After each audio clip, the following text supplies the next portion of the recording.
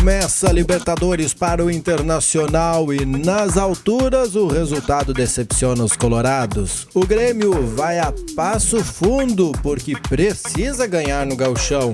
Lajadense jogou agora há pouco lá em Frederico Westphalen e a ALAF nessas atividades em quadra neste fim de semana. É agora no Papo de Boleiro.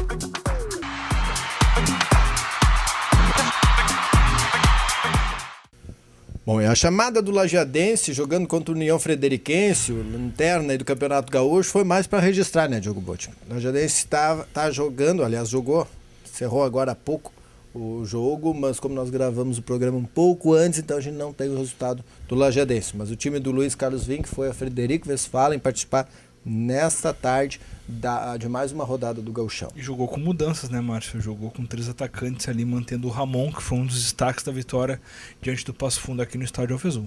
É isso aí. Outro assunto aqui da aldeia é a ALAF. Aí é o time do técnico Giba que vai começar oficialmente os trabalhos nesse fim de semana. Digo em competições, né? Porque já está trabalhando, treinando, enfim, colocando todo aquele povo que trouxeram e os que renovaram em ação. Mas agora vai para a quadra oficialmente em competição. Ao todo são 17 jogadores, né, Márcio? Se preparem para encarar a Superliga, competição dificílima aí, que lá ficou no grupo praticamente da morte, contra equipes como o Jaraguá, Orlândia, equipes que disputam a Liga Nacional há bastante tempo já. Né? Então a LAF tem um difícil compromisso já para assim, debutar nesse ano de competições nacionais, né? Então enfrenta a Superliga agora no final de semana, sábado e domingo e segunda-feira. Caso classifique, encara a semifinal no dia 24 e a grande final acontece no dia 25, agora de fevereiro. A LAF tem muitas novidades, ao todo foram 8 ou 9 contratações, se eu não me engano, né? Manteve grande parte daquele elenco que se sagrou, ergueu várias taças do ano passado, né?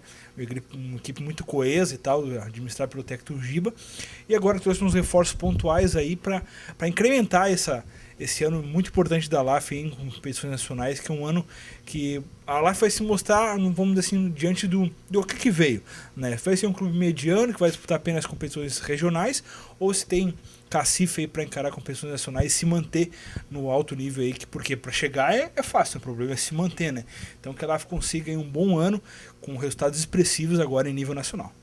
Bom, e se a ALAF vai começar bombando, né? Vai ir numa competição nacional aí para começar o ano, o Internacional, que começou no Gauchão, já não tá lá essas coisas no Gauchão, né? Mas enfim, ainda tá... E pior ainda na Libertadores, né? Quer dizer, né? Começa a competição internacional dele na expectativa e na busca do tri, com campanhazinha bonitinha, né? Todos são, né? Um é 11, somos né? todos 11. E pá, 3-1 lá na Bolívia. Viu a cor da bola. Que barbaridade, Augusto. Internacional começou mal, foi mal escalado e teve o resultado aí no primeiro tempo. Com um futebol apático, dando muitos espaços de meio campo e defesa, acabou tomando 2 gols com apenas 14 minutos de bola rolando. O The Strongest deitou e rolou no primeiro tempo, fez 2, podia ter feito 6, né, se não fosse o Alisson fechando o gol ali. O Inter mostrou os mesmos problemas do ano passado, mostrou problema de aproximação, mostrou problema de recomposição, e o Anderson meio campo não deu certo. O jogador saiu aos 30 minutos por falta de fôlego, tá certo que a altitude lá de La Paz a 3.600 metros tem o seu valor, né? Acaba pesando, aí o Inter encerrou o jogo sem perna, sem pulmão, sem nada, né? Então, mas o certo é que o The Strongest se impôs do início ao fim, foi superior boa parte do jogo, o Inter jogou apenas os 15 minutos, aí 20 do segundo tempo, onde acabou anotando seu gol e botou uma bola na trave com o Vitinho, depois disso também morreu. Então o Inter foi mal escalado, a recomposição veio na primeira etapa com a entrada do Vitinho, mas não havia mais tempo para recuperação, né? O Inter parece que batia em pedra ali, não conseguia, sua transição era muito lenta, de novo nos pés do D'Alessandro. Os jogadores de meio tinham aproximação muito devagar. O Nilmar é um ícone lá na frente, é uma incógnita, não sabe o que faz, é quase um cone, né? Tem jogado muito pouco.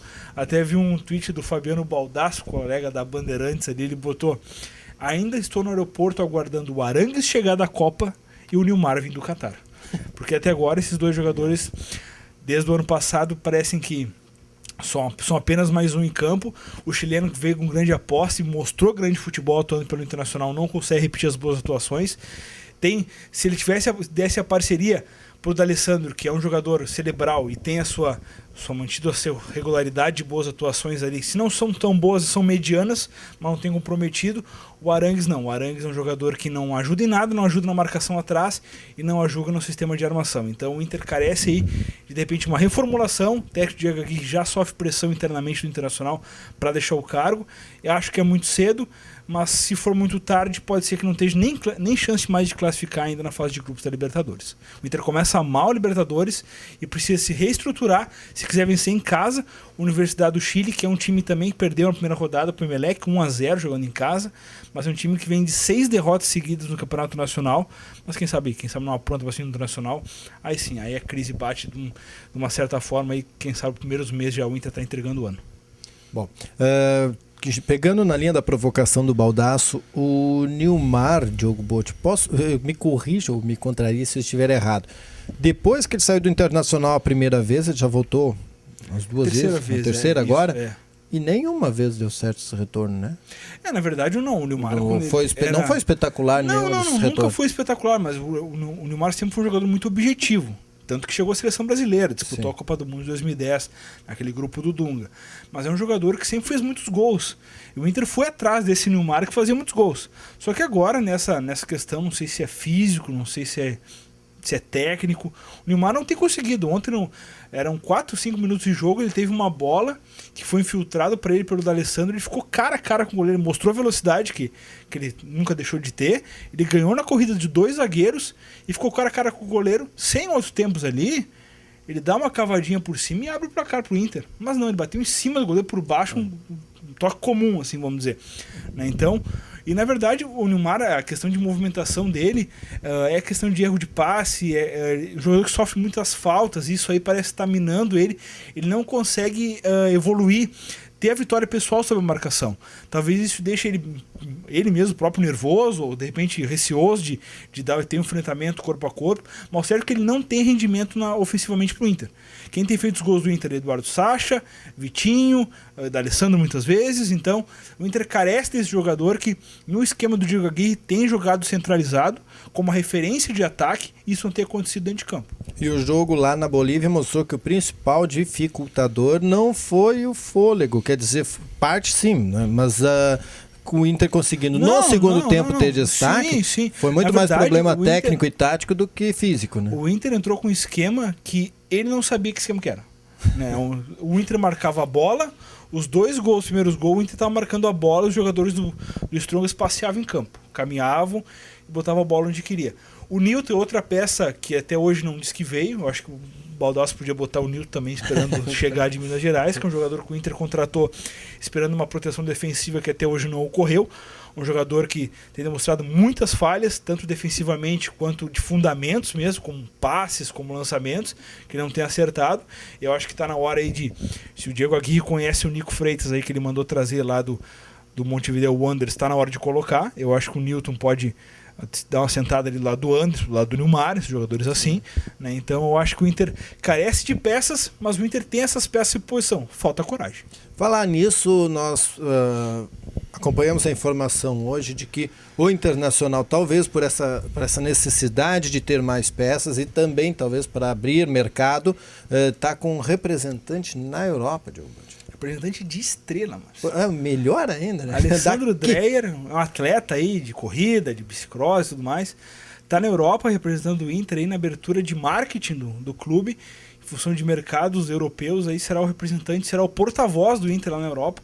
Parabéns ao Alessandro aí, que era bodegueiro do pessoal de estrela e tal, de tomar jogo junto, e agora está representando o clube que ele tanto ama aí na Europa. Parabéns ao Alessandro, que esse trabalho deu muito certo, que ele teve grandes frutos aí, ajudando o Inter a conquistar novos mercados fora do país.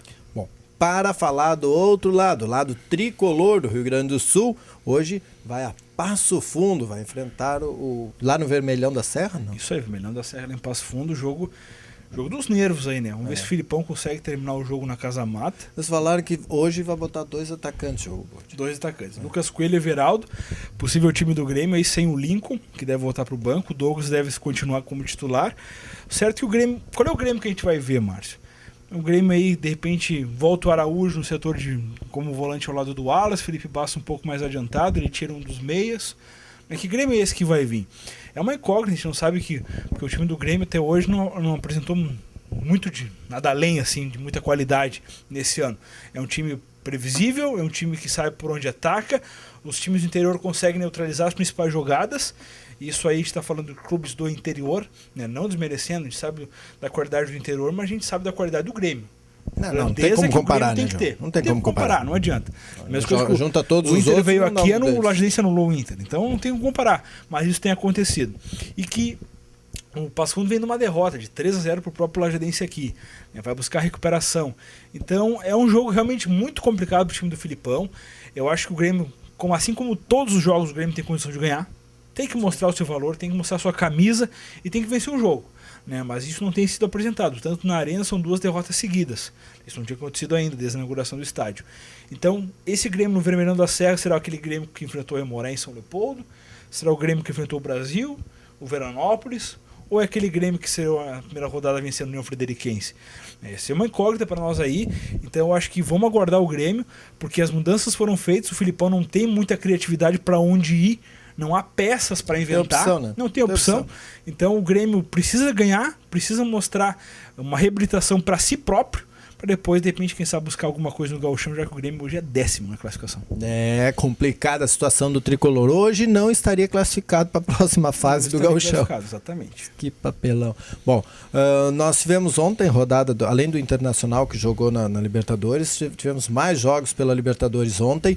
Aliás, Diogo Botti, nós comentamos aqui, né? Quem tem dificuldade para passar pelo Cruzeirinho na Libertadores não passa.